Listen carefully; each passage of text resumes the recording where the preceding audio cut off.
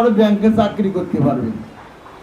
আর্টসে যারা পড়বে তারা ম্যাজিস্ট্রেট হবে, টিএনও হবে, ঊর্ধ্বতন কর্মকর্তা হবে। আগেই ভাগ ভাগ ব্রেন অনুযায়ী তাদের ভাগ ভাগ করে পড়াতাম। আর সরকার এখন ভেবেছেন সবারই সব ধরনের জ্ঞান থাকতে হবে, কম বেশি হোক, সবাই সব জ্ঞানের অধিকার রেখে এটা কাম্য। এই জন্যে হেড স্যার বললেন যে আপনি ইংরেজি পড়ান, ইংরেজি বিষয়ে ছেলে মেয়েদের ওরা বুঝতেছে কি না, ওরা পারে কি না, আপনি আপনার মধ্যে ট্রেনিং অনুযায়ী ওদের ক্লাস নেবেন, দলে দলে ভাগ করবেন, 5-6টা দল করবেন, মেয়েদের 3টা দল, ছেলেদের 3টা দল। একটা মেয়ে আর একটা মেয়ের কাছে প্রশ্ন করবে যে তোমার বাড়িতে ইংরেজি বলবে, হ্যাঁ, what is the number of year family member, তোমার পরিবারের লোকজন কয়জন, ওরা ইংরেজি বলবে।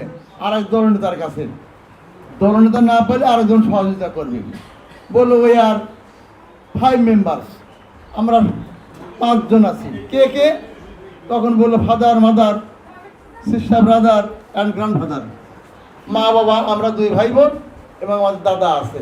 তাহলে ও কিন্তু বইতে লেখা আছে, আলোচনা করুন আপনার পরিবারে কয়জন সদস্য আর মিনার পরিবারে কয়জন সদস্য। ওরা একেবারে প্রশ্ন করলে জানাজানি হয়ে গেল, তখন বলতে পারলো। ওরা কিন্তু মুখস্থকারী নাই, বললো ইংরেজিতে আমরা 7 জন, ও বললো আমরা 5 জন আছি। কে কে? আমাদের grandfather, grandmother, sister and brother.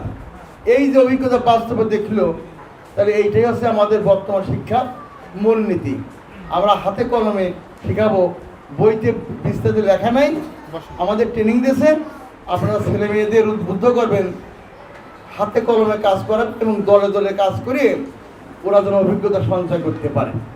এইটা একটা পদ্ধতি যাচ্ছে, দেখলো একটা মুরব্বী পড়ে গেছে, স্লিপ করে পড়ে গেছে।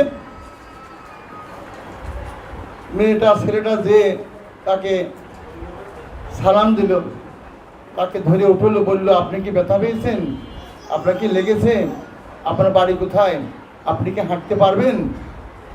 বললো যে আমি এখন আর চলতে পারছি না। তা হাতটা ধরি তার একটা ভ্যানে তুলে দিল বা একটা আগায়ে দিল। এই যে বাস্তব একটা ক্ষেত্র, ওই সেটা বুঝলো। মানে পরিবেশের সঙ্গে এই সিচুয়েশনটা কি খাপ খেয়ে চলতে হবে।